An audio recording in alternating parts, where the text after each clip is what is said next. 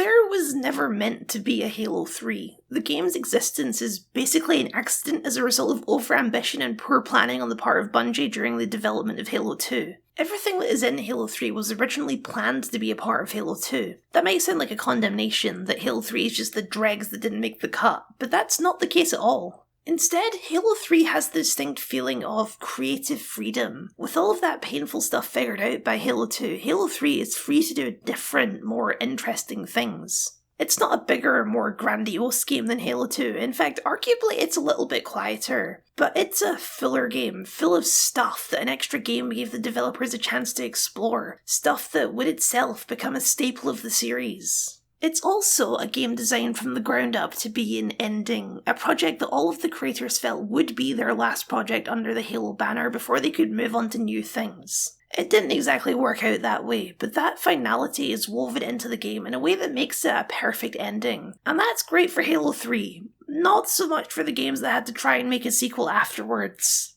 So, in the first part of this series, I talked about my personal hatred of nostalgia, and unfortunately, we've reached that point, because for this game, I am well and truly infected by the nostalgia brainworms. Halo 3 was one of the first FPS games I ever played, my introduction to the entire genre and the Halo series in general. It's one of the most formative games of my childhood, and it's associated with countless happy memories. So my natural instinct to say that this game is a flawless masterpiece that hasn't aged a day. Logically, I know that's not true. If I really focus, I can see the ways this game might fail to capture a modern audience. I mean, the game's 16 years old. It must be a little bit dated, right?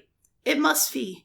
I'm trying to convince myself here more than you. My glasses are well and truly rose-tinted when it comes to this game, but I will try my best to do a thorough examination regardless and not just fall into the trap of talking about how great everything is. Halo 3 holds a very interesting place in game history. It's not just the end of the Halo trilogy, but it feels like the last bastion of an entire era of games. There's a switch that happens after Halo 3, a new era of shooter driven not by the path that Halo carved out, but by an alternate path. Some might say, a darker path. Just a month after Halo 3 was released, an even more important game would drop and completely change the trajectory of the FPS. And that game was Call of Duty 4 Modern Warfare. You might have heard of it.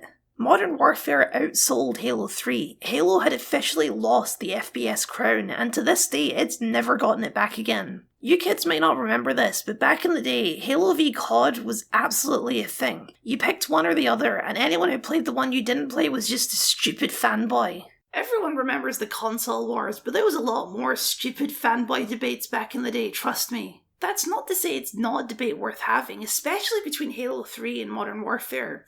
It feels like a kind of sliding doors moment in game history. What could have been if Halo 3 had won? What would the game landscape look like if it was chasing the trends of Halo 3 instead of Modern Warfare? Modern Warfare ushered in the age of grunge, where realism became a critically important thing to strive for.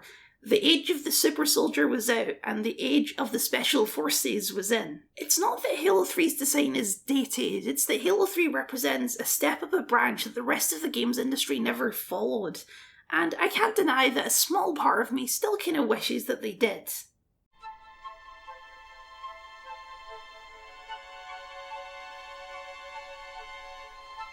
They let me pick. Did I ever tell you that? Choose whichever Spartan I wanted. I might be overselling this just a bit. I don't mean to imply that Halo 3 was unpopular. It still sold very well, and if it wasn't stuck on the Xbox 360, it might have outsold Modern Warfare. But that's the fate of the console exclusive. Halo 3 is still a very well-regarded game. Modern Warfare didn't dramatically destroy Halo 3 or anything, it just simply claimed the FPS crown. That's what makes it such an interesting moment. I really do feel like under different circumstances, things could have gone a different way. Both Halo 3 and Modern Warfare are incredibly confident games with diametric design principles. Modern Warfare takes us down a path of realism, weapon skins and prestige ranks, reaction-based shooting, and of course, grime. Halo 3 takes us down a path of arena shooting, operatic storytelling, and of course, colour. Colour really is what separates Halo 3 from all of its contemporaries, even the previous Halo games. In an era that's predominantly remembered for how brown and grey it was, Halo 3 is defiantly colourful. Halo 3 was built for the 360 and it uses the new generation of hardware to its full advantage with lusher and bigger environments than the first two Halo games could accomplish. The character models are certainly starting to show their age, but the environments of Halo 3 have aged much better than some of its contemporaries because of this level of detail and colour. That new console generation also comes with the understanding that there's going to be a bunch of people playing Halo 3 with absolutely no knowledge of the previous games, which is a problem that many game sequels encounter since it's expected that a game sequel will outperform the original, and the unspoken expectation that a game's story matters less to the marketing than the gameplay of shooting aliens does. Halo 3 doesn't fall into that trap though. Halo 3 subscribes to the idea that if you tell a good enough story, then you don't actually need to provide that context at all, and it picks up right where Halo 2 left off, with the Chief aboard the Prophet of Truth ship heading back to Earth. 3 words defined the marketing of Halo 3, the same 3 words that ended Halo 2. Finish the fight. Whatever happens, however this goes, this is the end. But the game doesn't use that finality to get bigger, instead it gets a little smaller and more personal. End-of-the-world stories are generally quite hard to write well because the universe will be destroyed has such gargantuan stakes that it can be hard to really comprehend them. It's hard to make them feel like real stakes because we're all far too media savvy. We know that a story in this genre is unlikely to end with all life in the universe being wiped out. Halo 3 understands that the thing that makes an end-of-the-universe story compelling isn't actually the end of the universe. It's how characters react and respond to the threat of the end of the universe. Yes, the galaxy is at stake, but the things you really care about are the people right next to you. And the first step of this is adding a little more humanity to our faceless hero. The Master Chief is notably different from the previous 2 games. The game takes steps to make him a more introspective figure than just a one-liner spouting badass. And this is for one specific reason. The game needs you to believe that underneath all that armour, there is a man capable of caring and having friends. That key Cortana-Chief dynamic of the past 2 games is gone, with Cortana trapped on the other side of the galaxy, and the game uses the drama inherent in that to force Chief out of his shell a little bit. Radio for Vital. Heavy lift gear. We're not leaving them here. Yeah, you're not. Oh, crazy fool. Why do you always jump? One of these days, you're gonna land on something as stubborn as you are. And I don't do bits and pieces. Where is she, Chief? Where's Cortana? Don't make a girl a promise if you know you can't keep it. She stayed behind. Chief is back in the protagonist spot for the entire game, but the lesson was clearly learned. The Arbiter story was generally more interesting because of that deeper connection, and so Chief is given the same treatment here as well. And even though Chief is back in full control, the Arbiter hasn't been left behind, since there's another old friend here on this rescue mission.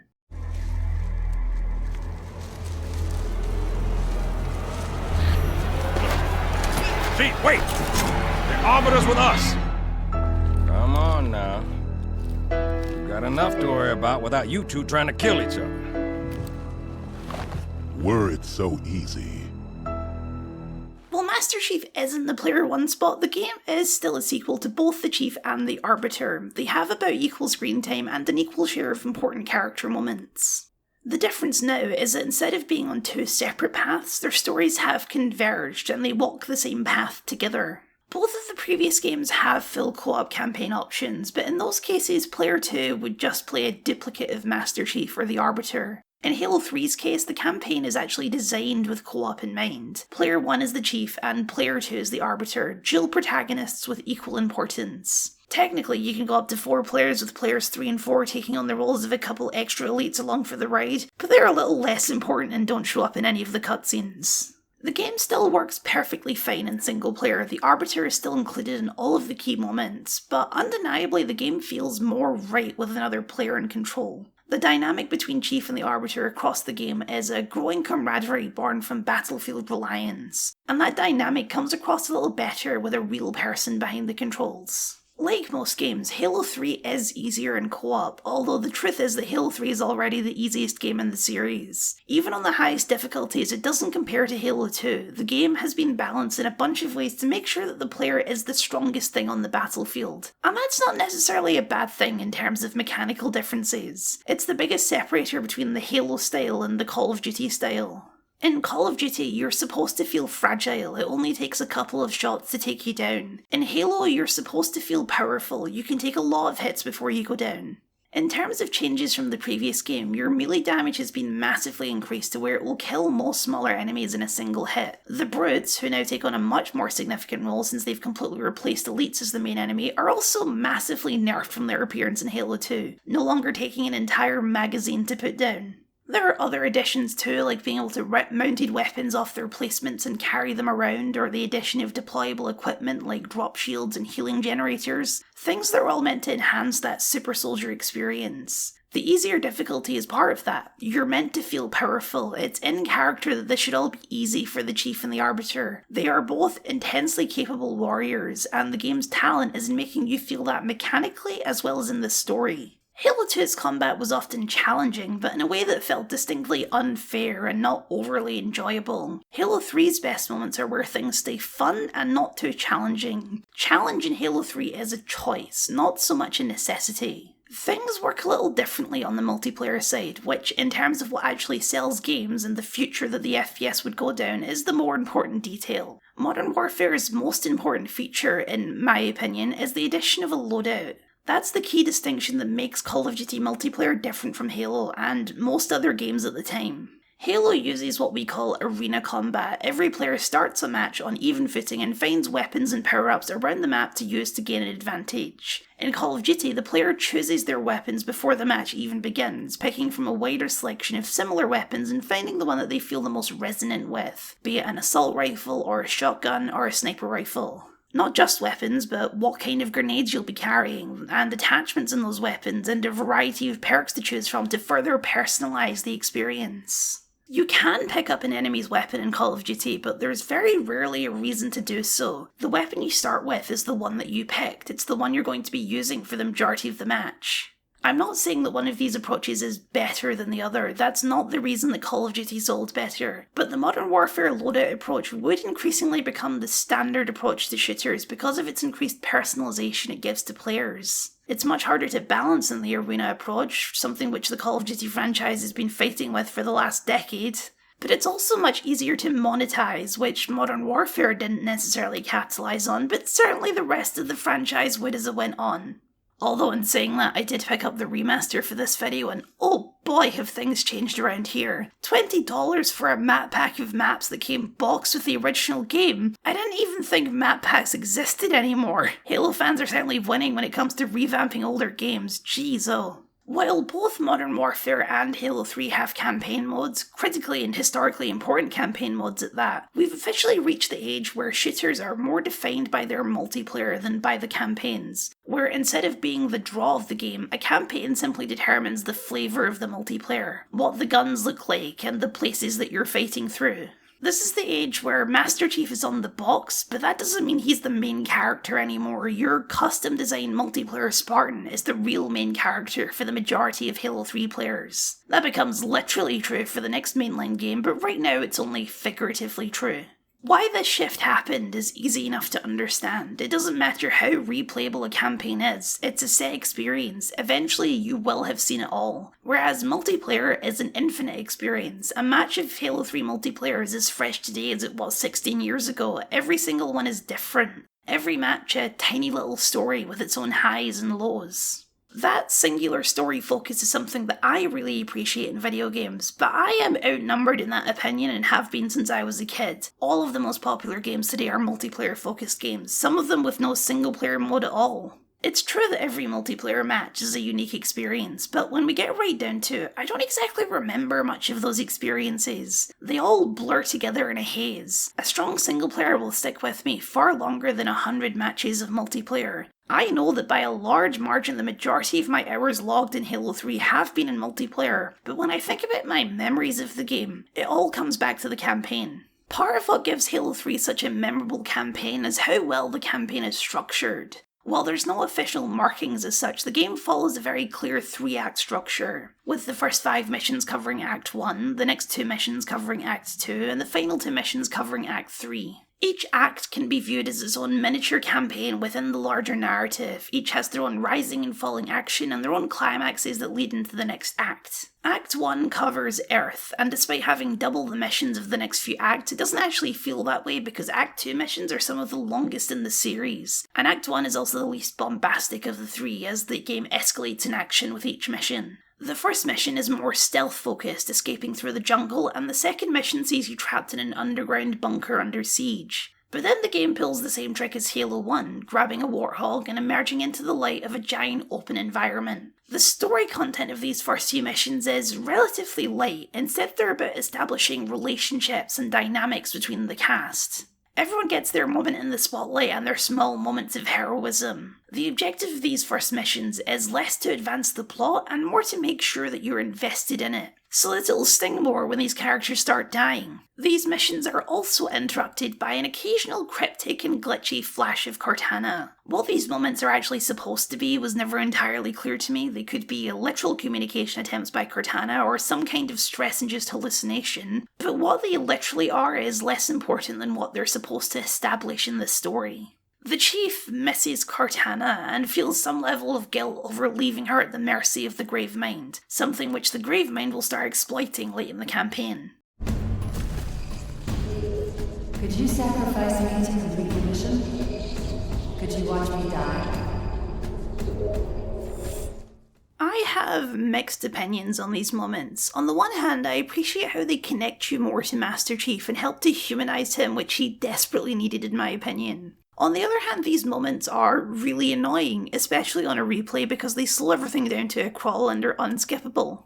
They also draw attention to something which I haven't really needed to point out so far, and that's that Cortana is a naked woman. Back to the days of Mario, the damsel in distress is a staple of video game stories, and it's not an inherently bad trope on the surface of it. OSP Red has a great video from a few years ago talking about the positive aspects of the trope and how it can be used to tell interesting stories by avoiding some of the bad cliches. Knowing how and where that applies to Halo 3 is an interesting line to walk. The Halo series, like all military shooters, is a fundamentally masculine franchise. It plays on a lot of masculine tropes for an intended male audience. Stories about big buff guys saving the day with courage and honour and a healthy sprinkling of revenge and all that. I'm not saying these traits are inherently masculine, but they are certainly traditionally masculine. Gender is really not something that these original games ever explore outside of that masculine perspective. Even when characters are women, like Cortana or Miranda, they're generally just treated as one of the guys. There's no attempt to use that femininity in any kind of storytelling way, positive or negative.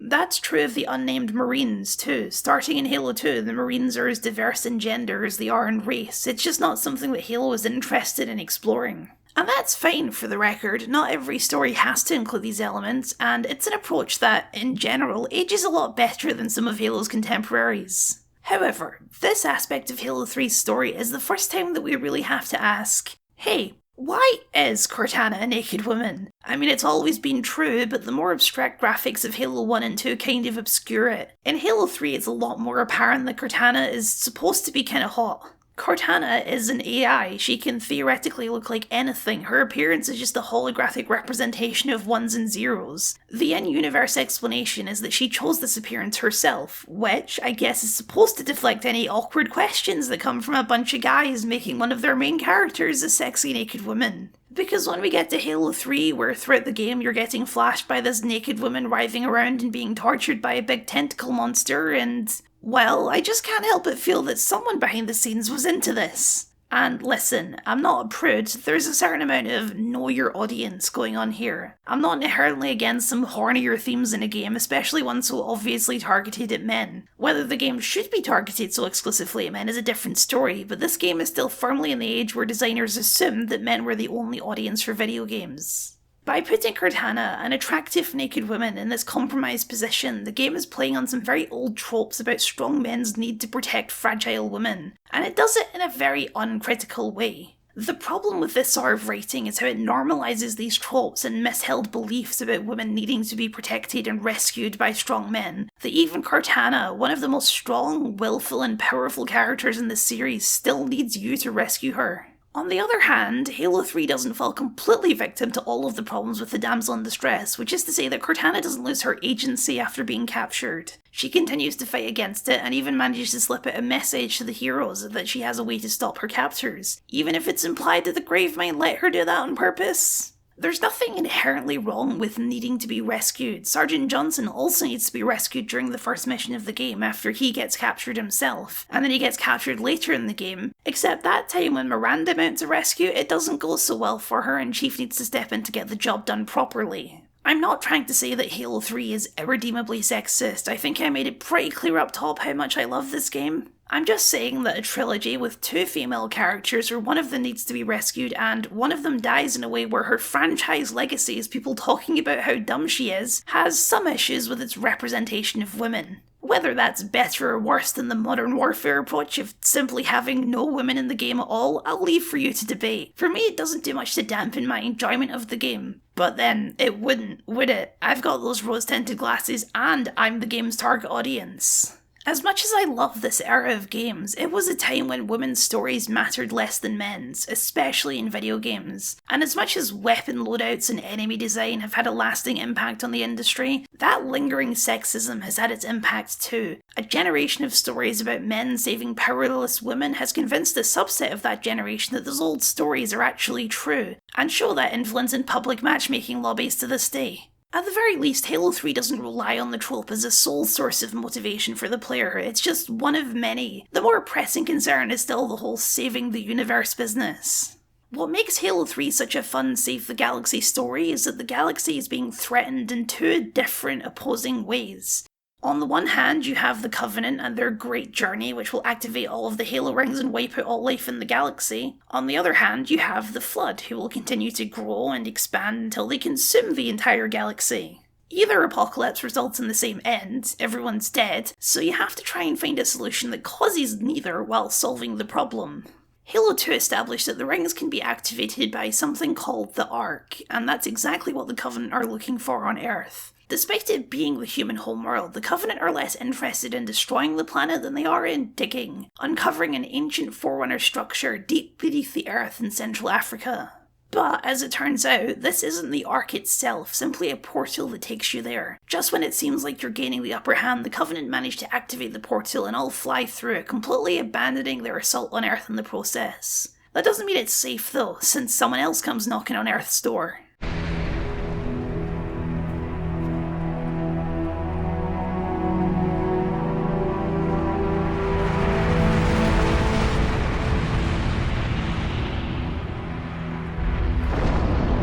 What is it? More brutes? Worse. What do you mean, what is it, the Arbiter? You know exactly what it is. You were there for the events of Halo 2. I know that for a fact. I saw it with your own eyes. The Flood has arrived on Earth, and the game shows you just how massive of a problem that is by playing through the level you just played in reverse. The warehouses and dry shipyards take on a much more sinister tone with the Flood starting to spread. The inside of the crashed Covenant cruiser is more flesh than it is metal at this point, completely overtaken by the Flood. This increase in the Flood's influence and power is also represented by a new enemy type. Pure forms, these strange shape-shifting abominations that can morph into different forms depending on the situation. This could well be the end of humanity if not for the timely arrival of the elites, now led by the Arbiter's old half-jawed friend, who are able to contain the situation with big space lasers. And with the band all together, everyone follows the Covenant through the portal to unknown reaches. Thus begins Act 2, the Ark. The Ark is an incredible setting, a massive planet-sized artificial creation outside of the galaxy. And the arrival there is also met with the shipmaster dropping one of the most badass lines in the entire series. Brute ships, staggered line. Shipmaster, they outnumber us 3-1. Then it is an even fight. That's a level of self-confidence we can all aspire to, but it's also a mechanical truth that the game wants you to feel. It doesn't matter what the odds you face are, you can always overcome them.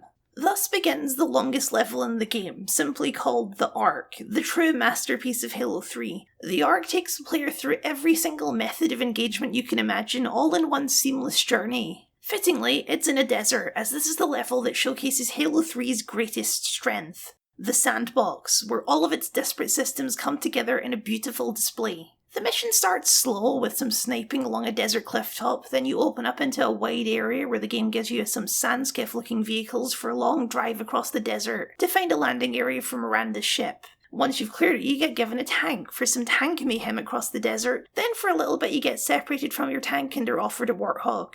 But you don't have to take it if you don't want to. You can jump down the hill and grab your tank back for an all-out assault down the hill, culminating in a scarab. What was once in Halo 2 just a cool action set piece has become a fully interactive part of the environment, both enemy and level. You fight several of them throughout the game, and they are endlessly satisfying to take down because of how versatile they are. You can take out the legs and jump on board from the bottom, or you can jump on board from the top with the right vantage point, or with enough firepower you can take out the protective armour around the core and destroy it without ever stepping on board. This approach is another thing that separates the Halo style from the Call of Duty style. A level in Call of Duty only has a single path that it wants you to go through. Every player has a roughly equivalent experience. Whereas a typical firefight in Halo 3 can go so many different ways depending on how the player is feeling about it or their own personal preference for dealing with a problem. Into the modern day, that open sandbox design doesn't show up much in linear shooters as it's been thoroughly replaced by the open world game. Even Halo Infinite tries to go in that open world direction, but there are distinct advantages to the wide linear approach, giving a player plenty of space to explore without it ever getting too overwhelming, a more curated sandbox than a pure open world could really offer. Destroying the Scarab isn't even the end of the mission, as you then delve underground into Forerunner hallways reminiscent of Halo 1, which is intentional as you're here for the same reason, to find the Ark's map room. Securing a connection to the original sandbox mission of Halo 1, this mission is the culmination of the ideas that began with Silent Cartographer. It is, in my opinion, just the absolute apex of what this kind of design can achieve. The mission is so self-indulgently long because the length is what makes it feel like a true adventure. It makes the whole thing feel like an action movie where you are the action director. Because it doesn't matter how you do it, any way you do it will be awesome, but the player still feels like they made the decision to do it in that way. That creative freedom is also extended to multiplayer with the addition of Forge, an entire system for building your own maps and game modes. Some of my best memories of Halo 3 aren't from multiplayer or the campaign, but from these custom games within Halo 3 where weirdness and creativity truly flourished. The linear design of Call of Duty has its own advantages. It can create some interesting scripted moments that can't really be accomplished in the wider style of Halo. But to me, that feeling of freedom, of allowing for some level of player creativity within the level is exactly what I want from a shooter. And shockingly, the mission after this one is just as big, weaving in more sandbox elements like an airborne section or fighting two Scarabs at once with a massive variety of tools at your disposal. During that mission, the Gravemind also shows up on the Ark, here for the same reason you are, to stop the Prophet of Truth from activating the rings. Since only a human can start the rings, so too can only a human stop them. Truth starts it with a captured Johnson, and so to stop it, the Gravemind needs the Chief. Once again, Arby and the Chief work with the Gravemind and you fight alongside the Flood for a short segment as you overwhelm the very last of the Covenant guards and deactivate the rings before they can fire. Chief is able to stop it and the Arbiter gets his revenge on Truth. It's an interesting moment as Truth is already infected by the Flood and the Arbiter demands that he have a chance to kill the real Prophet who betrayed him and his people, not a parasite. I am Truth, the voice of the Covenant! So, you must be silenced. Truth isn't quite as compelling a villain as he was in Halo 2. They weren't able to get the same voice actor back, and so in this game he comes across as a more generic preaching maniac rather than the cold and cunning opportunist he was in Halo 2. It's okay because the Gravemind was always the more compelling villain anyway, and with the threat of the rings over, it immediately turns hostile against the duo once again. Now the gate has been unlatched, headstones pushed aside. Corpses shift and offer room. A fate you must abide. We trade one villain for another. How to solve this problem then? Well, Guilty Spark, rescued from the Covenant and now working as an ally, shows the solution. A new Halo ring. A Halo 3, if you will. One being automatically rebuilt to replace the one you destroyed back in the first game. Out here at the edge of the galaxy, activating this ring won't destroy all life in the universe, but it should do enough damage to destroy the Gravemind and all of the Flood on the Ark. It's just that to activate it, you need the index, and one hasn't been made yet for this new ring. Fortunately, Cortana still has the index from the first game. Unfortunately, that means you need to rescue her from the worst mission in the game. Halo 3's big exception to the sandbox rule is the level Cortana, which takes place in the now fully taken over High Charity. From a visual design perspective, the level is excellent. Instead of a boss fight, the entire level is the boss as you walk through fleshy hallways jam-packed with Flood. It's especially interesting if you've played Halo 2 and can start to recognise some of the architecture and scenery now completely overwhelmed by the Flood's influence. It's gross and disgusting and extremely creepy, obviously, that's the entire point, and it's very good at it too. But that design is also the problem. Everywhere in this level looks pretty much exactly the same. It's very easy to get lost and end up walking in circles as the way forward usually isn't obvious. And the entire time you're being surrounded by enemies who can spawn from all directions. It's not as bad as the library in Halo 1, even if the level is a very deliberate echo to the library with you being surrounded by Flood and searching for the index. Because at the very least the repetitive design is interesting and weird and not just a bunch of grey hallways, but it is an undeniably frustrating mission in an otherwise great batch of levels. Despite what I said about the Cortana situation, I think the actual scene when you get to Cortana is quite good. It's probably the time in the whole trilogy when the Chief is at his most human, offering a friendly shoulder to Cortana in a time when she's doubting herself after what she's been through. This is one of the advantages of damseling. It can lead to interesting and emotional moments. It's not a wholly harmful trope or automatically bad writing. It just needs to be done with a deft hand, and Halo 3 does show that hand a lot of the time, just not all the time. You found me.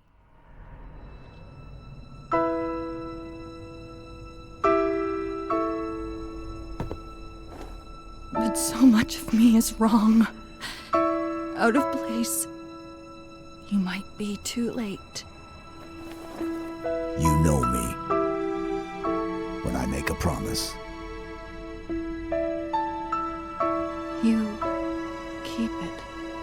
Leave it to Halo 4 to explore the romantic undertones of Chief and Cortana's relationship. Halo 3 leaves it solidly in the emotionally supportive friends area, and I think that works just fine. Together, the Arbiter, Chief, and Cortana fly to the new Halo ring, with Sergeant Johnson meeting them there. Not technically where all this started, but thematically where all this started, since the control orb is a remake of the one from Halo 1. This is where all of these characters started their journey. For the Arbiter especially, letting Halo be destroyed was a mark of shame. Now it's an act that will bring him pride. 343 Guilty Spark doesn't take too kindly to the idea that you're going to blow up his home a second time, and this time he attacks, mortally wounding Johnson before turning his attention to you.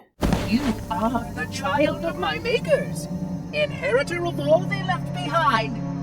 You are Forerunner.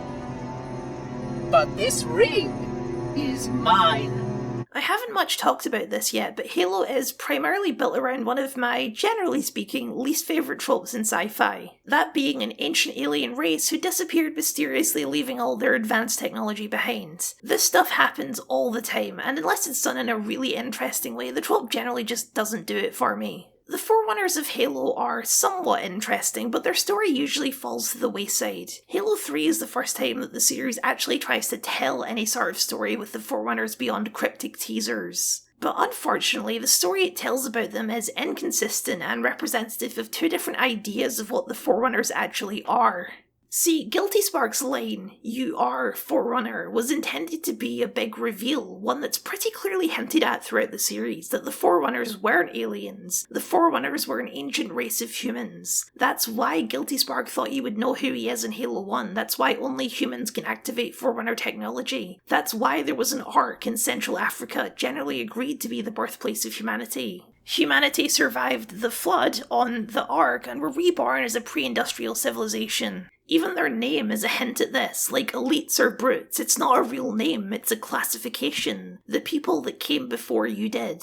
The idea that the ancient aliens are actually ancient humans is also not an uncommon twist on the trope, but at least in Halo it's a tidy answer, and it has a nice little ironic twist to it, in that the Covenant's gods and the race that they've been trying to annihilate are in fact the same people. The problem is, if you've played Halo 4, then you know that's not actually true. The Forerunners are in fact a separate species of flat-nosed alien people, but that's not actually Halo 4 retconning anything. Halo 3 is the first game to introduce terminals, secret panels hidden in Forerunner structures that fill in some more detail about the Forerunners. Terminals have been backfilled into Halo 1 and 2 with the Anniversary editions, but those are full cutscenes. Here in Halo 3 things are a little bit more cryptic, and they also change depending on what difficulty you're playing on. The legendary terminals tell the story of a rampant AI corrupted by the Flood and an echo of what could happen to Cortana. But the normal difficulty terminals are a series of messages between two Forerunner lovers, one called the Didact and one called the Librarian. And while it may seem strange to dwell on the text of some secret computer screens, these terminals are pretty much the entire basis for Halo 4's campaign. The terminals cover the final days of the Forerunners' war against the Flood, how the Didact initially refused to fire the rings because it was a genocidal act, and held onto some sort of Forerunner belief in the mantle of responsibility, some kind of divine purpose to protect the galaxy. Importantly, the Librarian's job is indexing the species of the galaxy and securing them on the Ark to be repopulated once the rings are fired, including humanity, who she takes a special interest in. And the terminals imply that this is why humans can activate Forerunner technology, not because they themselves are Forerunner, but because this ancient lady really liked them. I personally find this revelation less interesting than the reveal that humans are Forerunners. It overcomplicates everything and introduces the second species. And when we get into Halo 4 and beyond, overcomplication is the name of the game when it comes to the deep lore. It's not so much a problem for Halo 3, where the contradiction is pretty easily missed if you don't take the time to read through all these hidden cryptic terminals, but it's a sign of fracture within Bungie that would eventually burst. The final section of Halo 3 is also a callback to the end of Halo 1, bringing the whole trilogy to a kind of mechanical full circle. After destroying Guilty Spark and activating the unfinished ring, it's a Warthog escape across the exploding ring. Much better this time because the vehicles actually respond to your input. I like these segments specifically because of the value they place on living to fight another day. The Halo trilogy in general is quite lacking in noble sacrifices. Characters die, sure, but not exactly in noble ways. Miranda and Johnson are both killed in a surprise attack, and it's presented as a tragedy rather than some kind of noble act. It would be easy to end the trilogy with our three heroes going out in a blaze of glory, but it's more interesting for them to still try and escape. The escape isn't some kind of cowardice, it's just part of the hero's duty, living to fight another day. Of course, it doesn't all go exactly as planned. Only half of the ship makes it back through the portal. The Arbiter gets to go home, and Chief and Cortana end up stranded. For the Arbiter, this is a true ending to his story. He saved his people, reclaimed his honour, and now it's time to go home, and become the leader his people need in a time of peace.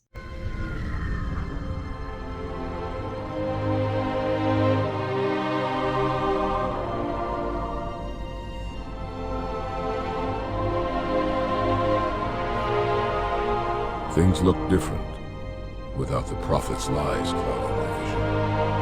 I would like to see our own world, to know that it is safe. Fear not, for we have made it so. By your word, Arbiter. Take us home.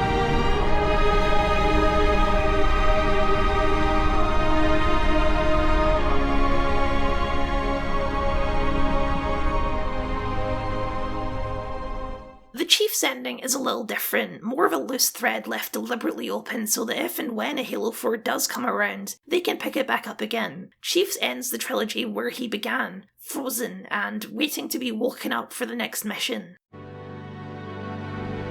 miss you. Wake me when you need me.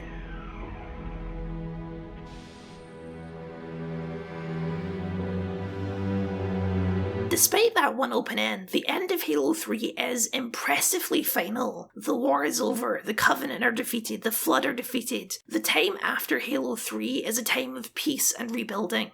There's no place for a soldier like Master Chief, like John, as the trilogy finally gives him a name in an era like that. He's not a leader like the Arbiter, he's a soldier, so he just rests, and waits until he's needed again. Arguably, the Halo series might have been a little stronger if they'd let John die at the end of the trilogy, but I've never subscribed to the idea that death makes a character stronger or a story tighter. Looking back at Halo 3 so long and so many Halo games after the fact makes it so obvious that a lot of the problems of the future games really find their start here. Not because Halo 3 is bad, but because an ending so final is a terrible foundation to build a story on.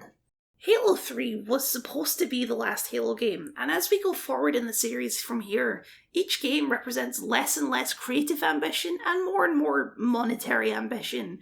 After all, that's the real reason we'll always have Halo. And that's not to imply that nobody working on the Halo games after this cares anymore. You can't make a video game without caring, at least on some level. But there is a different feeling as we leave the Bungie era and enter the 343 era, and the games become a bigger part of the Microsoft money-making machine. Halo was, and still sort of is, the face of Xbox. If Halo dies, the Xbox may well go with it. So while it was a great creative choice to make Halo 3 such a definitive ending, from a business perspective it was probably a terrible idea. On the campaign side anyway, as previously mentioned, the main appeal of these games was and always will be the multiplayer, which doesn't have to have any sort of neat conclusion, it just has to be fun. Bungie would go on to make 2 more Halo games, and both of them are prequels to avoid dealing with the aftermath of Halo 3. And while both ODST and Reach are some of my favourite games in the series, ODST specifically is my favourite game in the series, they feel different from the trilogy. There's a feeling of being trapped in this universe, of wanting to move away from it and start something fresh. Halo 3 is the end of an era of shooters, the last bud of a branch that never really blossomed again, even if ODST technically uses the same gameplay. But it's also the end of an era of Halo, the original pioneer era when everything was fresh and new. And I always love it, especially in our era of perpetual franchises, when something is bold enough to end. I remember how this war started, what your kind did to mine. I can't forgive them. But you have my thanks for standing by him to the end. Hard to believe he's dead. Were it so easy. Thank you for watching, and a very special thank you to all of my patrons for your continued support. If you'd like to see your name up here, or get access to Patreon exclusive videos, or just support my efforts to turn this into an actual career, then please consider signing up. It would mean a lot to me. For previous entries in this series, you can click up here, or for something different, I just started a podcast with my friend Nathan where we will be going through every single movie in the DCEU, most of which I have not seen before, and let me tell you, I've got some thoughts. So if that sounds interesting to you, you can click down here.